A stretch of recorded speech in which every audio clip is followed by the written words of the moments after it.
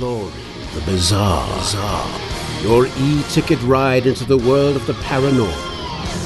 Strap yourself in as we traverse the universe exploring the unexplained. UFOs, ghosts, lost worlds, cryptozoology, as well as other dimensions.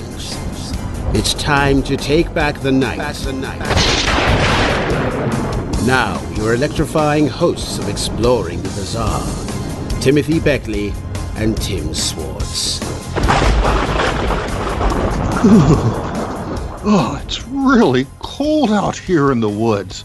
I'm sure glad I wore my Bernie Sanders mittens tonight. But I tell you, it's not the best time of the year for a sighting, I wouldn't think. Tim, you never know. Just get a little closer to the fire. I understand Ted Phillips would come out here regardless of the time of the year or the weather.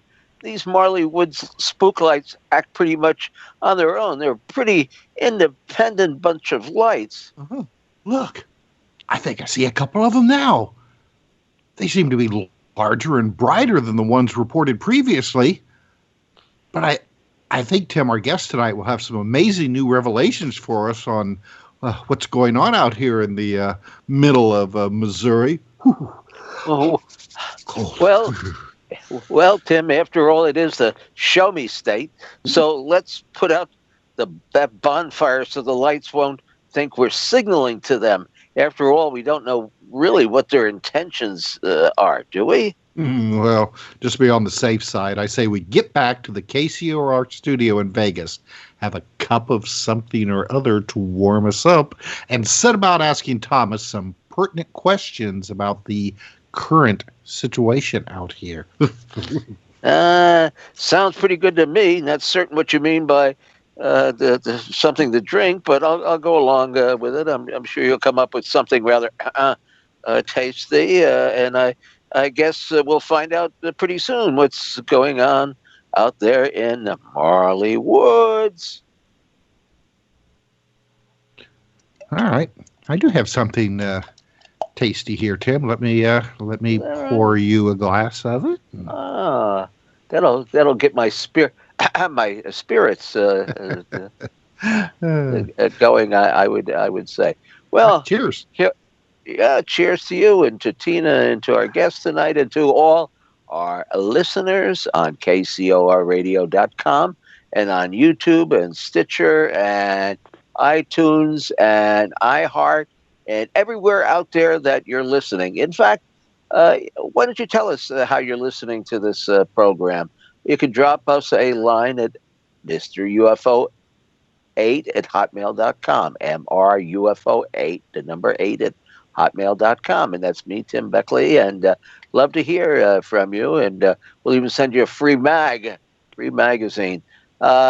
Speaking of free magazines, well, these are not free, but we're currently working on 2 books, one of which will go to Amazon and be up there in a couple of days, or at least over the weekend. Alien Lives Matter. It's okay to be Alien Lives Matter. It's okay to be gray. 600 pages of the most fascinating material that you will ever come across. I think that sincerely, and I mean this really, really sincerely, that this is one of the most important books that we've ever published.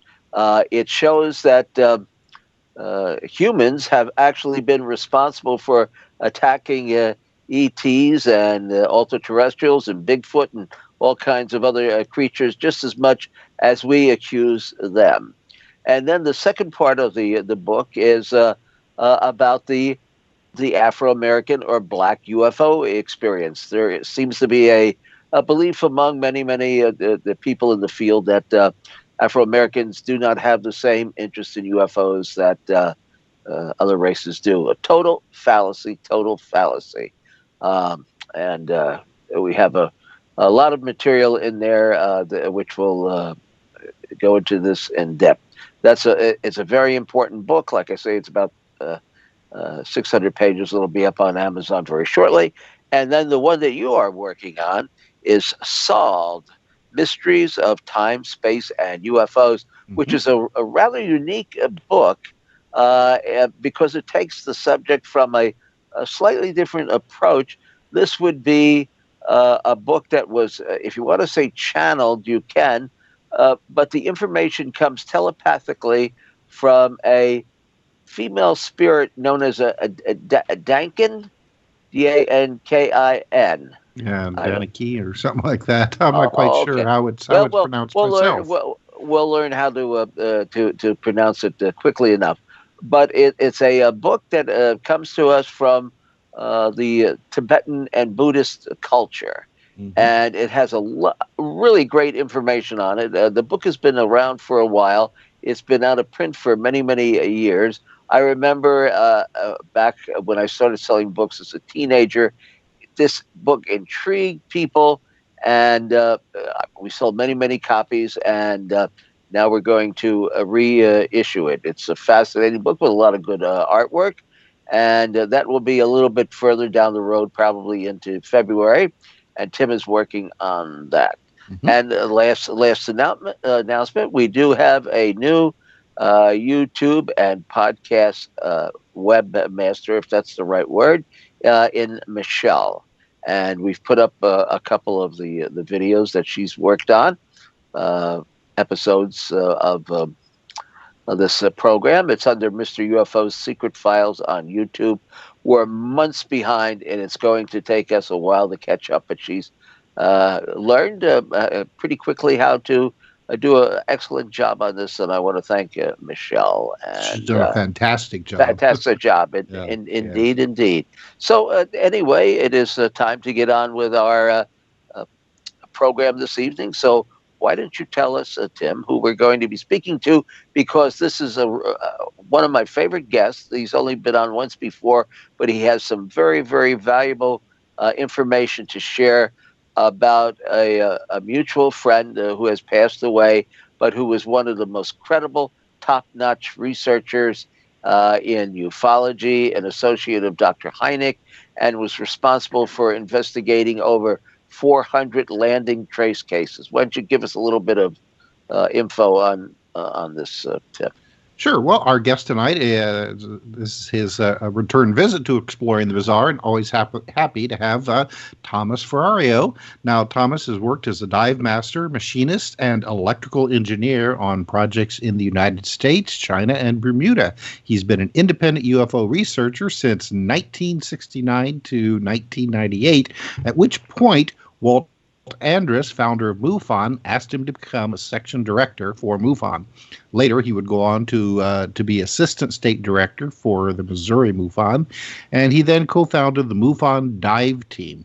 So now FERRARIO then joined Ted Phillips as his assistant in 2006, and later became part of Ted's SIU team. He assisted Ted Phillips on his Marley Woods project and his Tetra Mountain Moonshaft project. So now hopefully Thomas is going to reveal some amazing, never before heard from before, I guess, details concerning the Marley Woods investigation. So Thomas, I'm sorry, channeling Ted here. Tom, thank you very much for being with us on Exploring the Bizarre. All right, well, thank you. Back. All right, set back, Tim. All right, set back, Tim, and let me take over here for a few minutes. Okay, now I think we should introduce the subject. Well, first of all, tell us, how did you meet Ted Phillips? What was the beginning of your relationship with him? He certainly, like I pointed out, is one of the most credible UFO investigators in the field. I know he got started. And he met Dr. Hynek down in Socorro, New Mexico, at the time of the Lonnie Zamora sighting and landing and observation of two little men and symbol outside of the craft. How did you first meet up with Ted? Okay, well, it's good to be with you again, Tim. And thank you.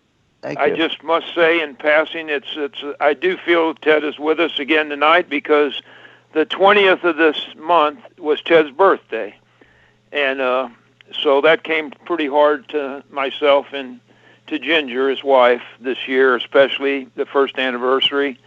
And of course, you know, Ted was born on March the 10th, and in January 20th, 1942, and it really, excuse me, hit us hard.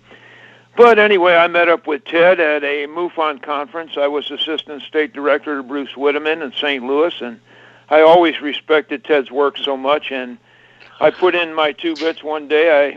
I'm an electrician by trade, and I offered my services to Ted, and not thinking for a moment he would pick me up on it, and he said, well, let's see what you got, Tom, and he invited me out to work with him, and that began the long relationship with Ted, and I must say I'm so honored to be a part of what he started, and, you know, he was Alan Hynek's protege, and I met so many wonderful people through Ted in the field, and, you know, I must say Stan Freeman respected Ted so much, and Ted knew things that Stanton really envied because of his work with Hynek, and Stanton always beat up on Ted, and he always grabbed me and he said, Tom, make sure Ted writes his book. And Ted had never got to write his book, and we're working on that.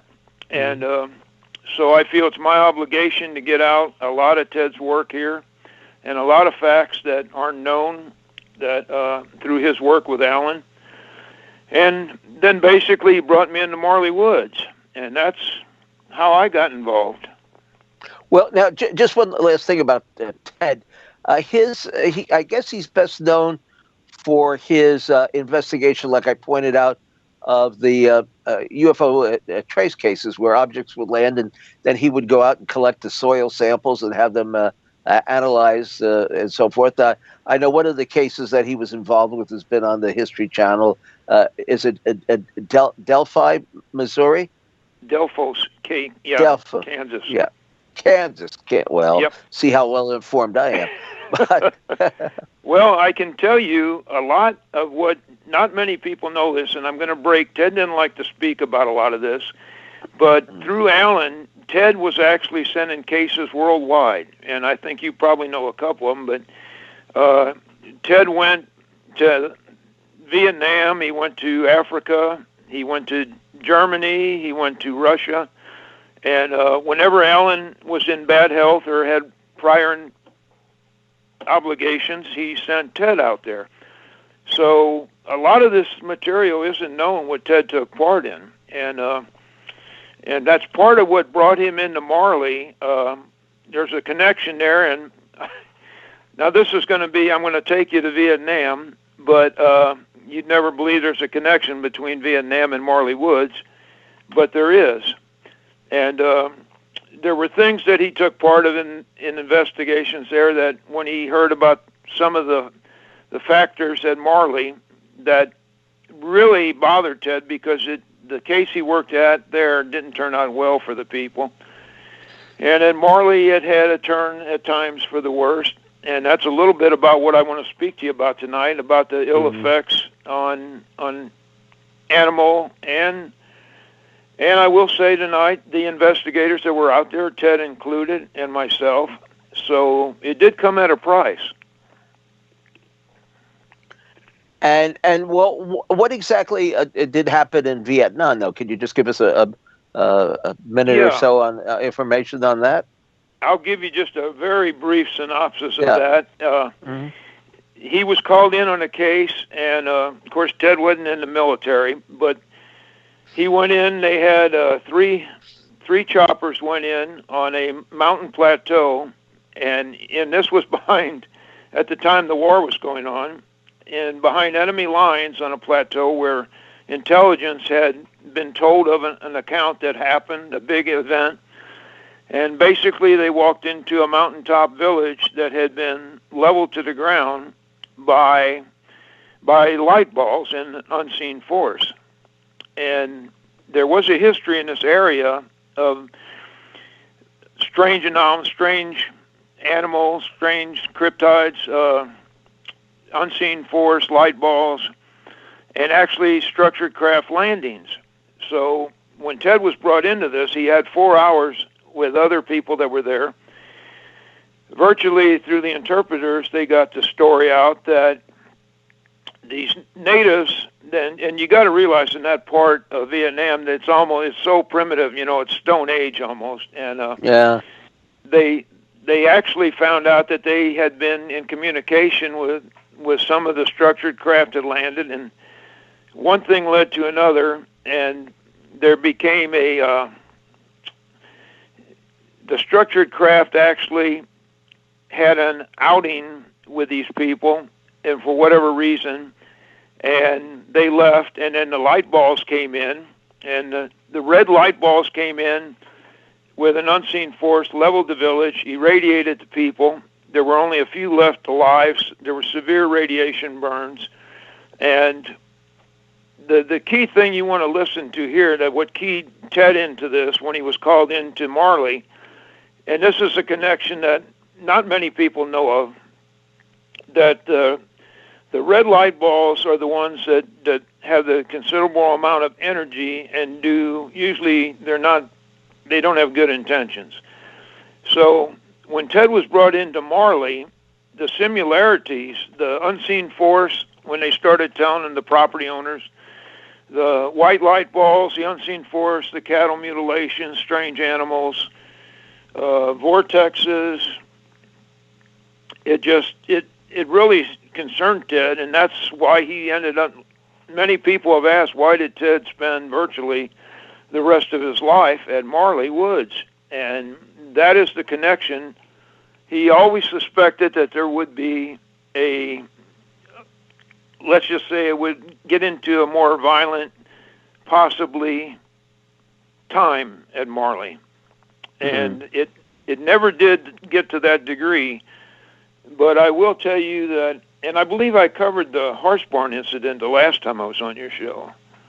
Now, when did the actual events first start at Marley Woods? Now, the location is still pretty private. It's secret. Ted kept it to himself so that the people who live there wouldn't be harassed or overwhelmed. I would say overwhelmed more than likely by other UFO researchers. But when did he first hear of this, and under what circumstances? The property owners were looking for answers, and they contacted, the only one they could find was the Mutual UFO Network, which at that time was based in Missouri. And, the state director, Bruce Whitteman, took the report and actually keyed Ted into it. And their initial reports didn't interest Ted too much till he read the details and talked to one of the property owners, and they started discussing all the light balls. And again, when they mentioned some of the red light balls, the unseen force, again, things that Ted had confronted and seen just how detrimental they could be, Ted really got interested in this. And I might add that, Marley is 2 ranches that each one is around 1,200 acres, and it encompasses an area of 2 miles east and west and about 3 miles north and south. So you're talking about a considerable amount of real estate that we had to cover. And what were the first observations that Ted became aware of? I mean, actually participated in, and have they grown in intensity, would you say? Yes, they have. And the first instance that Ted had seen was the white light balls during the daytime observation, which are more rare than most of the night observations that are done. And that was the incident when the first time when Ted was there with one of the property owners. They were there, and Ted was standing with him out in the field, and Ted asked the property owner, he said, well, when does this stuff start? And the property owner looks over at the one field in the north, mystery lights, and he tells Ted, well, Ted, there they are. They're starting right now. And they both, and like Ted always, he always said if it had been a silver disc with little guys crawling around on top of it, I'd have been prepared for that. But he said these light balls came out, and with such intensity, and what he described them as almost coming out of a portal. And he said, I stood there, he said, I'm ashamed to admit it, but I stood there with my camera. He had a video camera, a pretty primitive one that was the state of the art back then, but compared to what we have now. And the property owner told Ted, he said, well, Ted, I'm not an expert at this, but shouldn't you have the camera up? And Ted got about 30 seconds. He realized that he had it down, and he was so amazed at this thing. He got about 30 seconds of image of the light balls moving across, and you know, we interacted with these things out there, and you know, fortunately, we never dealt too much with the red. We dealt with the white, yellow, sometimes green, and then we dealt with what we called in the ranchers out there called, for years they've had what the light beam phenomena. And that's also something that can be really pretty detrimental to people too at times. In what respect? Well, I will tell you that I was involved in 3 incidents with a light beam. Ted and I, it was just amazing. We were leaving Site 3 on a long night of observation out there, didn't see anything. And this stuff reads, there's an intelligence behind it that reads your weakness. And when you're least prepared for it, it'll hit. And we were coming on a private road about 3 miles long, dirt that went into gravel, no way in or out but through a locked gate. And we were about halfway out. And the best way I can describe it, and I hate to draw an analogy to Close Encounters, but this light beam came up the road behind us. I seen in my rearview mirror. It came on our vehicle, illuminated the vehicle to an intensity you couldn't even see in the vehicle. And I looked at Ted and I said, "Are you seeing this, Ted?" And Ted said, "Well, hell yes, I'm seeing this, Tom." And we both instinctually jumped out of the vehicle. And as we look up, the light beam retracted off the vehicle, and you could actually see, which is what's so unusual about this, you could see a definite end into the light beam retract into an aperture that the closest way, as Ted could describe it, was like that of an antique camera, the way that twisting motion, you know, aperture, and retreat into that, and it was just out and gone. And I will tell you that Adam Johnson is one of our team members. We were out a long night monitoring in the field, and we had a similar experience with a light beam. And then another individual team member, we were in the field, he just got some new radiation monitoring equipment, and he was showing me the equipment one night while we were out there just getting set. And he showed me what activates and how it worked. And we had just got done doing that, and I told him, I said, well, Thomas, unfortunately, I'm going to have to interrupt you here. Let's hold that thought because we have to go to our bottom of the hour break. When we come back, we will continue our show about the mysteries of Marley Woods right after this. Welcome back to Exploring the Bizarre. I'm Tim Swartz. Tonight, our guest is Thomas FERRARIO, and we're talking about the mysteries at Marley Woods. So now, Thomas, before we had to so rudely interrupt you for our bottom of the hour break, you were talking about somebody who had a radiation detector. So go ahead and continue with your thought. Yeah, this gets into an individual had just got some new equipment to monitor radiation of several different areas, and he would just got done showing me the demonstration mode of this equipment and had put it back on, and we were sitting there waiting, talking, looking around the area, and it started going off, and I told him, I said, you must have it back in that mode again. It's going off. And he looked and he said, no, I don't have it in the demonstration mode. He said, it's for real this time. And it briefly had some spikes, and there again, it was in the microwave range, which is that again comes into an area that we believe most of the damage and animal mutilations that we've had out there, it comes into play with that in the microwave radiation. And but you know, I must say there was another Adam Johnson I was speaking about. We were a long night in a cold field, and the light beam, which is a phenomena that a lot of the locals and ranchers have experienced, and this thing went across a 7-acre field in the timber and came right across the field up into the deer stand we were in. And, you know, and I was in actually 3 documented episodes of this, and Ted was in one, and Adam was in one, and the property owners were in a couple.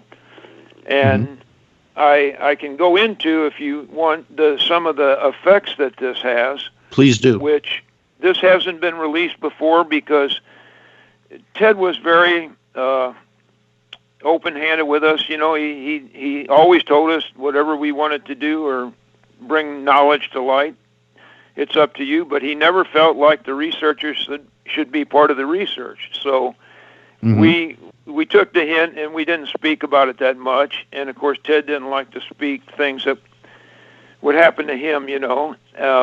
But I will tell you that some of the effects, just briefly, you know, that after the one evening, I know when we got back, Ted really got violently ill stomach-wise and threw up. I didn't have that reaction at all, but in hindsight, I wished I would have. Probably it affects people differently. And but after about a month, I got home on one event with a light beam, and I have picture documentation on my, if anybody's interested, we have a really good, you know, Marley Woods Research Center group page on Facebook, and also I use my Facebook page as a more of a website. We had to take our website down. We were working with someone and they required it, and it was really, wish we would have never done that, but I do have picture documentation of everything that I claim and other documentation. And basically, one thing that I went through was I came home after about a month. I had dark brown hair, and my hair went to white to blonde to white at times, and to this day it's still a white at times and blonde. I had a hair color change. I was treated. I had at one point my hair follicles. I couldn't touch my scalp. They thought it was shingles. They did tests, and it wasn't. And they just said I was exposed to some type of either radiation or sunburn. Well, it wasn't sunburn. And the other the worst out of it all that I experienced was I had a condition called, I don't know if you've ever heard of this, but macular cyst. Yes. And when you're that, I was a lot younger than I am now, and it's very rare in younger people, and they really don't have a reason. Even it's just a thing that occurs more with age than youth. But I had macular cyst in both eyes. My vision started going bad, and I went in and they checked, and well, they removed my macular cyst in my left eye and left it in the right eye because the operation can be extremely beneficial. You can get a really good response, or you can just about lose the sight in your eye with the procedure that they do to remove macular cyst. And then, of course, on top of that, I ended up with cataracts on top of that they had to remove. So on my one trip into the hospital in St. Louis, when they did that, where they did this, I asked, of course, the eye doctors, they'll tell you they don't know what causes macular cyst. And there was a young new doctor came in to check my bandages, see how I was doing, and I just asked him, you know, I said, what causes this? And I'm so thankful I talked to the young guy, because he proceeded to tell me that, he said, well, the only time I've seen this, he said, that we've had in younger people, we've had some guys that worked on cell towers that were on a cell tower, and they fired the thing up, and they didn't know the guy was still there, and they deemed it as a result of exposure to microwave energy. So you can exactly see where I went with that then. Mm-hmm. So, but I say this because some of the property owners, I feel like I was doing an injustice to bring out to people that these things can have side effects and they can be dangerous, to go into sites like this. And the property owners never spoke much about this. And when I relayed to one of the property owners, and he said, "Well, Tom, I've been to the doctor a couple times. He had the same thing. They call it. His doctor told him it was called Touchy Scalp. His head got so inflamed it was like a sunburn. He couldn't touch his head. And he actually got tingly all over for a period in his neck and even on his arms that were tingling, and it took a long time for that to finally leave him.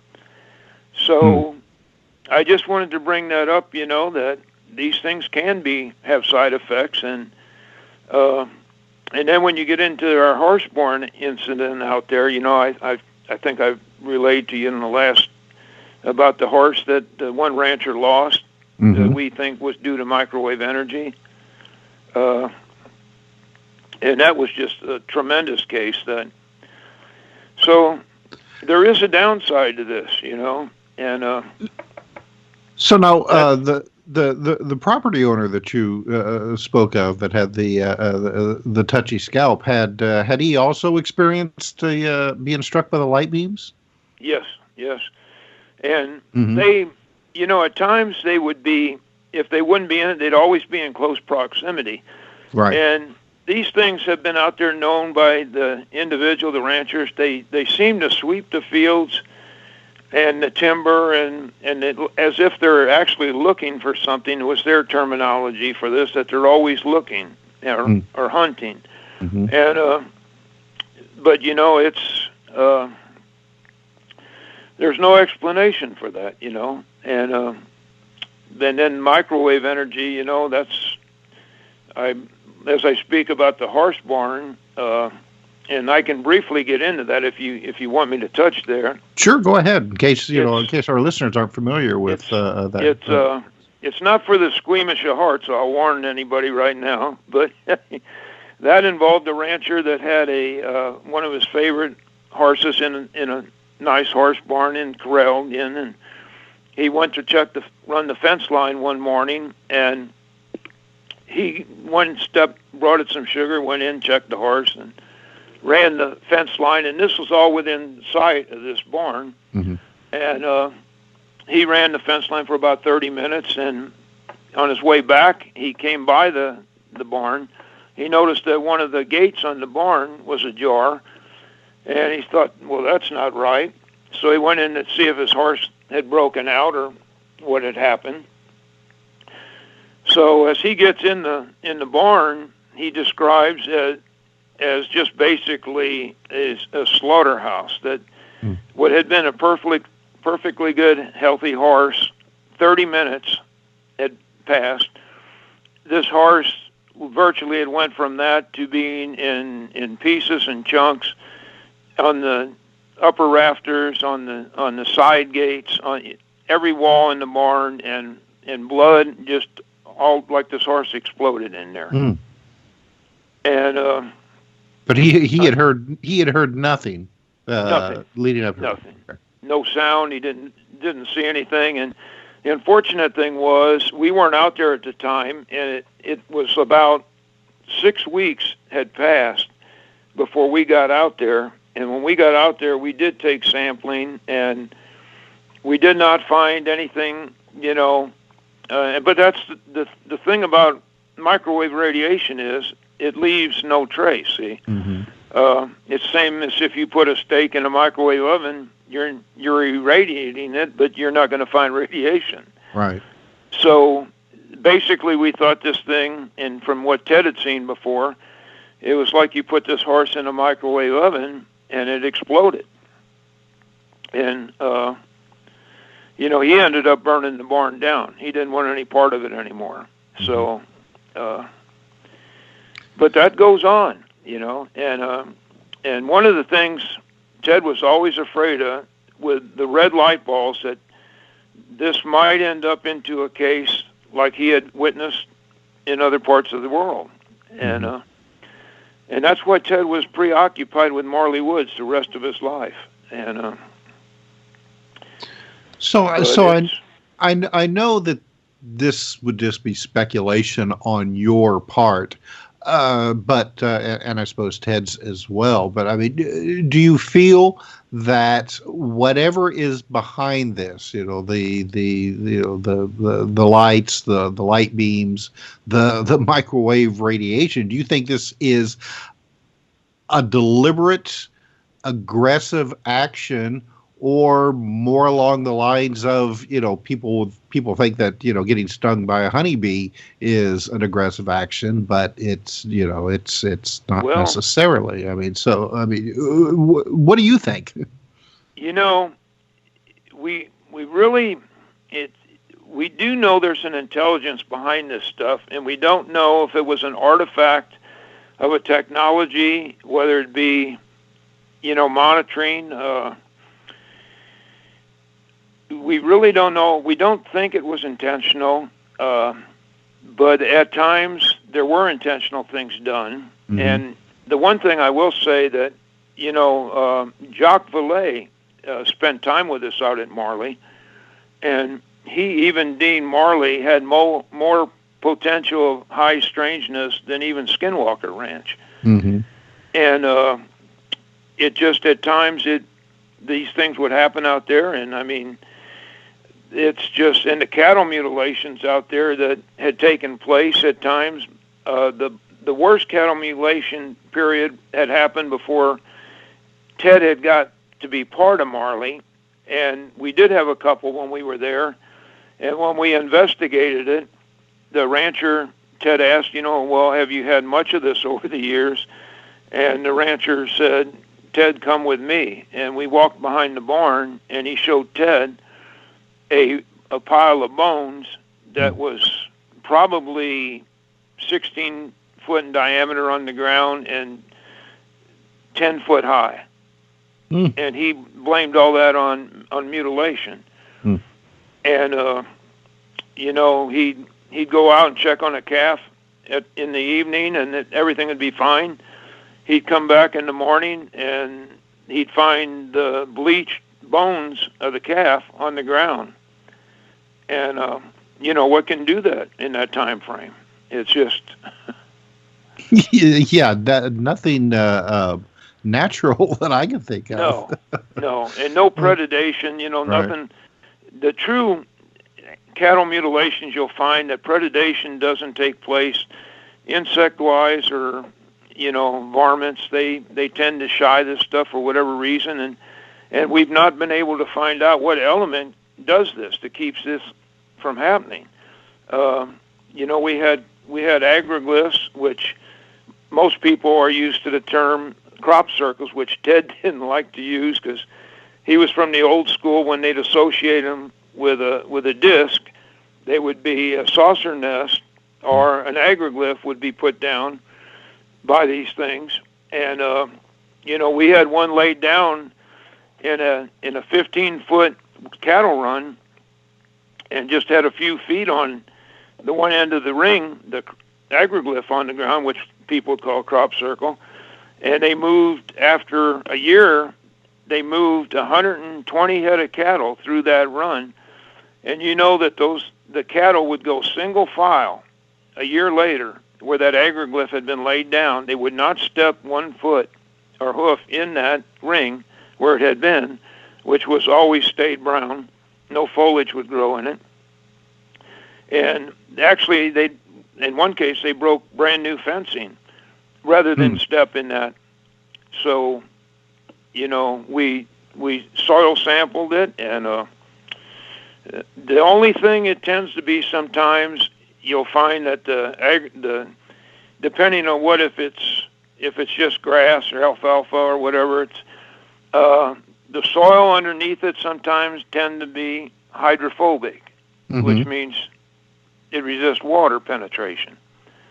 And Ted had taken samples of the soil, and he had samples, probably he had some over the years, 30 years old, and they were just as much hydrophobic as the day he took the samples.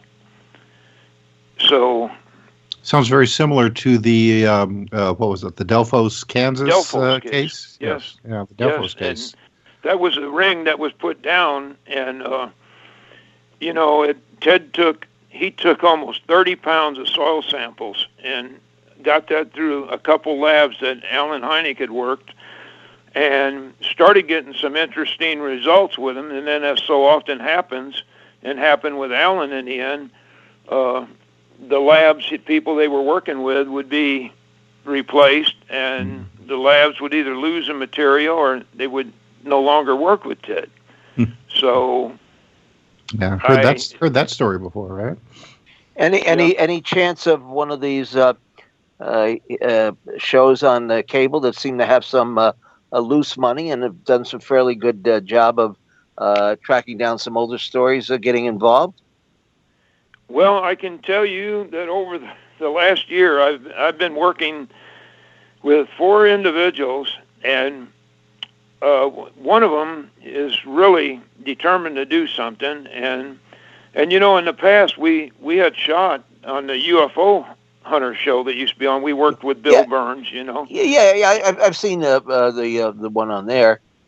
This one program with Ben Hansen, a UFO Witness. I've seen the first 3 episodes because it's on their Discover Plus network, and that's very good. They had this gal who was in her 90s, retired from Project Blue Book, who had some of the original tape recordings, like with the pilot O'Coin, the helicopter pilot, and some other cases there that were very impressive. Right, and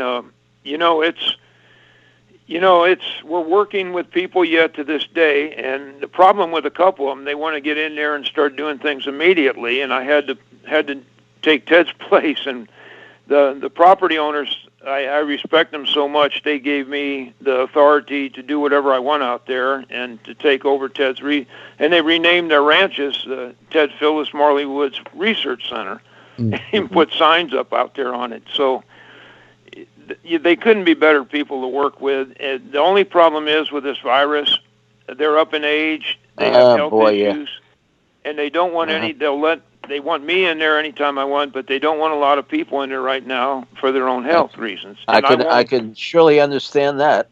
I won't betray that with them, but if it had not been for this virus, I think he'd probably see right now we'd be into 4 episodes of some sort, and then there was talk we're working with an individual, and at the time frame we're in, there was one individual we wanted to do this in a movie form, and Douglas Trumbull was even out there. I know you're familiar with him. Oh yes. I know he's got some really good camera equipment. Did he take any video? He was out there with us, spent time with us. He was a friend of Ted's again, and we wanted to proceed with things, and it just never gelled right then. And but he even thought that his exact words was that this could be a movie, the second version of Close Encounters. He thought to get the activity, to bring out what the activity has morphed into now, rather than the structured craft. When our technology's advanced, they lowered their risk factors, and they went into the light ball type of ROV type activity. Now we're running close on time here. What is the you say that you've been out there a few times recently. What is the latest the sightings, and what does it consist of? Well, I'll tell you what. I was on the phone last night 3 times with one of the property owners. They had one of the largest white light ball sightings that has ever been known out there. They thought it was the moon, and they got out there, and because of their age, of course, they have a couple side-by-sides, but in the dark and that they didn't want to. But they have seen the largest white light ball activity that they've ever been known at Marley. And here lately, it's just been going crazy out there. Of course, it peaks usually in January, February, March is the peak 3 months. And I will tell you, those involved in paranormal, that the bewitching hour is not midnight. It tends to be 3 a.m. So that 3 gives you a.m. an idea of the hours Yep. we worked. Yeah. All right, Tim, we got about 2 minutes left in the program here. Okay. Well, again, why don't you repeat where the listeners can get in touch with you? Yeah, my Facebook page, you can get it under my name, Tom FERRARIO, or the Marley Woods Research Center group page. We have members. We take on members. The latest information I will post on that page, and you can follow us on that and keep up with what's going on. And you'll see a lot of the photos and the documentation on that post. Well, And, maybe we'll get your permission. We can include some of that in the YouTube version of this, which we'll get up there as soon as possible. We won't. Right. We'll put this up. We'll put this up. Yeah. Right away, as opposed to putting it in order because they were months behind. But we'll do it right away. Yeah.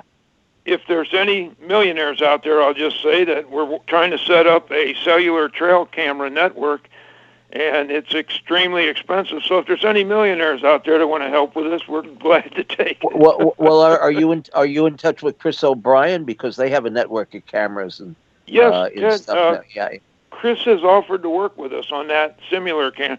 What we're trying to do, one of Ted's goals was to have this cellular trail camera outfit out there and run it through sat phones. That we want to have a network to start with 15, so we can view this from home. The Silence Group has caught up with us. Don't forget the Mr. UFO Secret Files on YouTube, and the very soon to be released Alien Lives Matter. It's okay to be gray. And good night, everyone, and God bless, and be well. You've been listening to Exploring the Bizarre with hosts Timothy Beckley and Tim Swartz. They're taking back the night by jetting non-stop across the cosmos in search of the truly bizarre and totally unexplained, with you as their co-pilot. Thursday nights at 7 p.m. Pacific, 10 p.m. Eastern, on the KCOR Digital Radio Network.